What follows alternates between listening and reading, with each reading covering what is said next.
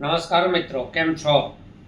આજનો વિડીયો છે અમેરિકાના દરેક ખેડૂતને સરકાર તરફથી શું મળે છે અને કેવી રીતે મળે છે એની સામે ભારતના ખેડૂતને ભારત અને ભારતના રાજ્યોની સરકારો તરફથી દર વર્ષે શું કેટલું મળે છે અને આ બે ખેડૂતો વચ્ચે હરીફાઈ થાય તો શું થઈ શકે એની વાત લઈને આજના વિડીયોથી તમારી સામે આવ્યો છું।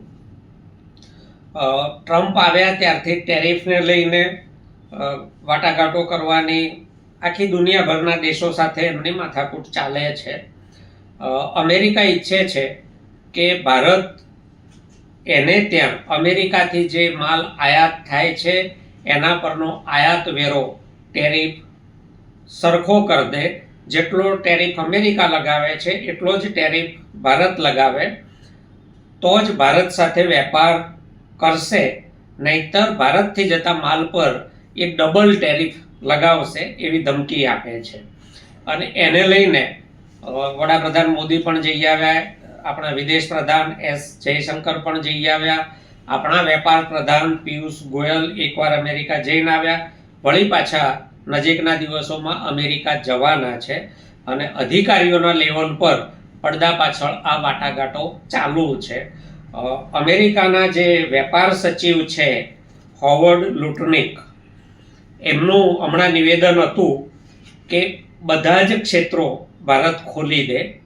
એમનો ખાસ ભાર છે ખેતીનું ક્ષેત્ર ખોલી દે, ખેતીના ક્ષેત્રને તમે બંધ ના રાખી શકો। આજ સુધી દુનિયાના ઘણા દેશોએ ભારતનું ખેતીનું ક્ષેત્ર ખોલવા માટે કહ્યું છે। અત્યાર સુધીના કોઈ પણ વડાપ્રધાને આ બાબતમાં દુનિયાના કોઈ દેશને, અમેરિકા હોય કે બીજા કોઈ પણ દેશ હોય, ભારતના વડાપ્રધાનોએ અત્યાર સુધી દાદ આપી નથી। હવે શું થાય છે એ આગળ જોઈએ। જો અમેરિકાની ખેત ઉપજો ભારતમાં વેચવા માટે ભારતનું બજાર ખોલવું હોય તો આપણે એ તો પહેલાં જરા સમજવા માટે પણ જાણવું જોઈએ કે અમેરિકાના ખેડૂતને અમેરિકા સરકાર શું મદદ કરે છે અને ભારતના ખેડૂતને ભારત સરકાર શું મદદ કરે છે। આખા અમેરિકામાં મળીને કુલ 1.82 મિલિયન એટલે કે 18,20,000 ખેડૂતો છે, એની ખેડૂત પરિવારો છે। એની સામે ભારતમાં નેશનલ સ્ટેટિસ્ટિકલ સર્વેના 2019ની ગણતરીના અહેવાલ મુજબ ભારતમાં કુલ 9,30,90,000 એટલે કે 93.09 મિલિયન ખેડૂત પરિવારો છે। અમેરિકાના ખેડૂતોને સરકાર તરફથી વીજળીમાં, પાણીમાં, ખાતરમાં કે ટેકાના ભાવે ખરીદી એવી કોઈ આડકતરી સબસિડીઓ મળતી નથી। ભારતમાં આપણને વીજળીમાં, સિંચાઈમાં ખાતરમાં સબસિડીઓ મળે છે। ટેકાના ભાવે કેટલીક પેદાશોની ભારત સરકાર રાજ્ય સરકારો સાથે મળીને ખરીદી કરે છે। અમેરિકાની સરકાર શું કરે છે? એ ખેડૂતોને તો આપે છે પણ એ કોઈ કંપનીઓને ખેડૂતો વતીથી નથી આપતી। એને જે કંઈ આપવું હોય એ સીધું ખેડૂતના ખાતામાં આપી દે છે, રોકડા પૈસા આપી દેવાના। કોઈ વીજળી કંપનીને નહીં ચૂકવવાના, કોઈ ખાતર કંપનીને નહીં ચૂકવવાના, કોઈ વીમા કંપનીને નહીં ચૂકવવાના, પૈસા ખેડૂતના ખાતામાં જમા કરી દેવાના। પછી ખેડૂત નક્કી કરે કે એણે ક્યાં કેટલા વાપરવા છે। ત્યાં આ પૈસા જમા કરવા માટેની જુદી જુદી સરકારી યોજનાઓ છે। એમાં પ્રાઇસ લોસ કવરેજ એક યોજના છે, જેમાં જો બજારમાં ખેત પેદાશોના ભાવોમાં ઘટાડો થયો હોય તો તફાવતની જે રકમ છે એ રકમ દરેક ખેડૂત, નાનો હોય કે મોટો, એના ઉત્પાદનના પ્રમાણમાં સરકાર ખેડૂતના ખાતામાં સીધા જમા કરી દે છે। આપણા ત્યાં ટેકાના ભાવે ખરીદી થાય છે પણ બધા ખેડૂતોને લાભ મળતો નથી। ત્યાં તમામ ખેડૂતો જેણે પણ એ પાક વાવ્યો હોય એ બધાને જ એનો લાભ મળે છે। બીજી યોજના છે એગ્રીકલ્ચર રિસ્ક કવરેજ, એટલે ખેતીમાં કોઈ જોખમો, જે કંઈ જોખમો છે, કુદરતી હોનારતો છે, કોઈ પણ રોગ જીવાતને કારણે જો ઉપજમાં ઘટાડો થાય છે તો એના સામે ત્યાંની સરકાર ખેડૂતને રક્ષણ આપે છે. આપણા ત્યાં પાક વીમો છે, જો કે ગુજરાતમાં અત્યારે કોઈ વીમા યોજના નથી, પરંતુ દેશોના બીજા રાજ્યોમાં છે. ત્યાં વગર પાક વીમે ખેડૂતને નુકસાન થાય તો ખેડૂતના છેલ્લા 5 વર્ષના ઉત્પાદનની સરેરાશના આધારે સરકાર એના ખાતામાં સીધું નુકસાન ભરપાઈ કરી આપે છે. આવા 22 પાકો અમેરિકામાં છે જેનું સરકાર નુકસાન સીધું ખાતામાં જમા કરી આપે છે. મધ્યપ્રદેશમાં જે ભાવાંતર ભુગતાન યોજના શરૂ થઈ હતી એ પણ બજાર ભાવ કરતાં નીચા ભાવ સીધા ખેડૂતના ખાતામાં આપવાની આ મોડેલને આધારે જ હતી. એવી જ રીતે ઉપજમાં ઘટાડો થાય તો પણ 5 વર્ષની સરેરાશને આધારે સરકાર ખેડૂતને વળતર ચૂકવી આપે છે. એક યોજના છે ડેરી માર્જિન કવરેજ. ડેરીના ઉત્પાદનમાં ત્યાં મોટાભાગના ખેડૂતો પોતાના ફાર્મ રાખે છે જેમાં ખૂબ પશુઓ હોય છે. એ ઉત્પાદનમાં જો આવક કરતાં ઉત્પાદન ખર્ચ વધ્યો હોય, એટલે કે ઘાસચારો, ખાંડ, એની સારવાર વગેરેના ખર્ચ વધ્યા હોય તો ઉપરનું જે નુકસાન છે એ અમેરિકન સરકાર ખેડૂતના ખાતામાં ચૂકવી આપે છે. એક વધારાની આવક છે કે ખેડૂતો ખેતી કરીને પર્યાવરણની જાળવણી કરે છે, તો પર્યાવરણ જાળવણી બદલ ખેડૂતોને પ્રોત્સાહન રૂપે અમેરિકન સરકાર એમના ખાતામાં પૈસા આપે છે. ભારતમાં ત્યાં દરેક યોજનામાં ખેડૂતના ખાતામાં સીધા પૈસા આપવાની જોગવાઈ છે. ભારતમાં એકમાત્ર યોજના એવી છે જેમાં ખેડૂતના ખાતામાં સીધા પૈસા આવે છે, એ પ્રધાનમંત્રી સન્માન યોજના છે. પરંતુ એ બધા ખેડૂતોને નથી મળતી. જે એના ક્રાઇટેરિયામાં, માપદંડોમાં બેસતા હોય એવા ખેડૂતોને મળે છે. તો આ પ્રધાનમંત્રી, હવે આપણે જોઈએ કે ભારતમાં જુદી જુદી યોજનાઓ અંતર્ગત સરકાર ખેડૂતો માટે કેટલો ખર્ચ કરે છે. તો પ્રધાનમંત્રી કિસાન સન્માન નિધિ પાછળ 2024-25ના વર્ષમાં ભારત સરકારે 63,500 કરોડ રૂપિયા ખેડૂતોના ખાતામાં સીધા નાખ્યા.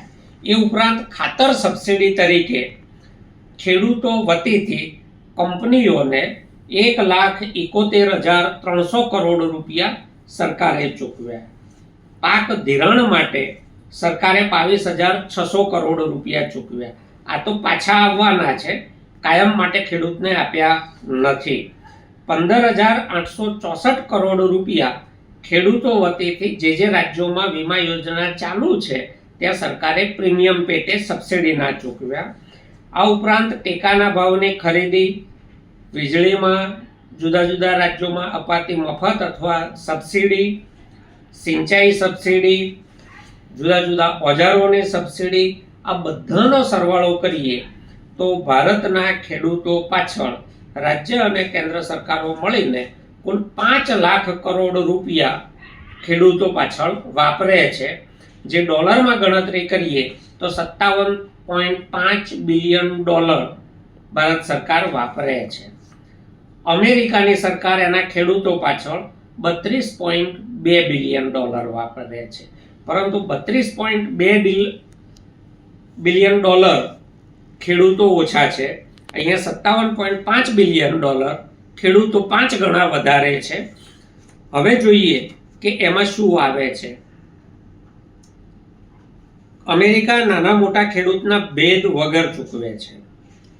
અહીંયા ભારતમાં ખેડૂતના ખાતામાં રોકડા વર્ષે કિસાન સન્માન નિધિના $6,000 આવે છે, જ્યારે અમેરિકામાં સરેરાશ એક ખેડૂતના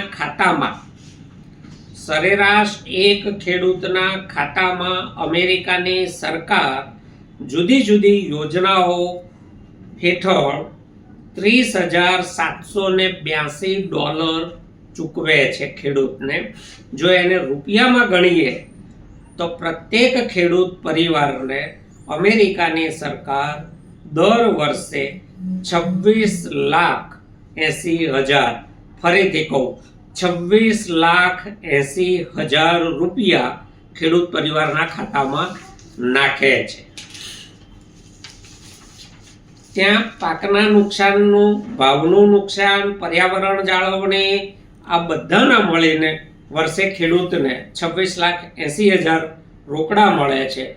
એની સામે ભારતમાં 6,000 રૂપિયા વર્ષે મેળવતો ખેડૂત કેવી રીતે હરીફાઈ કરી શકે એ આપણે વિચારવાનું છે. અમેરિકામાં આવકની રીતે જોઈએ તો જે પરિવારો ખેતી નથી કરતા એટલે કે બિન ખેડૂત પરિવારો છે એમની સરેરાશ વાર્ષિક આવક $80,610 છે. એની સામે અમેરિકાના ખેડૂત પરિવારોની સરેરાશ વાર્ષિક આવક $91,984 છે. એટલે કે બિન ખેડૂત પરિવાર કરતા ખેડૂત પરિવાર અમેરિકામાં દર વર્ષે $17,374 વધારે કમાય છે. અમેરિકાના ખેડૂત પરિવારની જે કુલ આવક છે $91,984, એમાં $37,782 સરકાર તરફથી એના ખાતામાં રોકડા જે જમા થાય છે એ છે. એટલે કે અમેરિકાના ખેડૂતની કુલ આવકના 33.46% આવક અમેરિકાની સરકાર સીધા ખેડૂતના ખાતામાં જમા કરે છે. હવે આ ખેડૂતની સામે $69 એ પણ બધાને નહીં મેળવતા ખેડૂતો કેવી રીતે ટકી શકે? જો ભારત સરકાર અમેરિકાના દબાણમાં ઝૂકી જાય અને ભારતમાં અમેરિકાની ખેત ઉપજોનું બજાર ખોલે તો અમેરિકાથી ઘઉં પણ આવશે, કપાસ પણ આવશે, સોયાબીન પણ આવશે, મસૂર પણ આવશે, બધું જ આવશે. અને તો ભારતના ખેડૂતની સ્થિતિ કેવી થશે? એનાથી બચવા માટે શું કરવું જોઈએ? ભારત સરકારે શું કરવું જોઈએ? તમારા સૂચનો, તમારો અભિપ્રાય કોમેન્ટમાં અવશ્ય જણાવજો. ચેનલને લાઈક કરો, સબસ્ક્રાઇબ કરો અને બીજા મિત્રોને ફોરવર્ડ કરો એવી વિનંતી સાથે ખૂબ ખૂબ આભાર.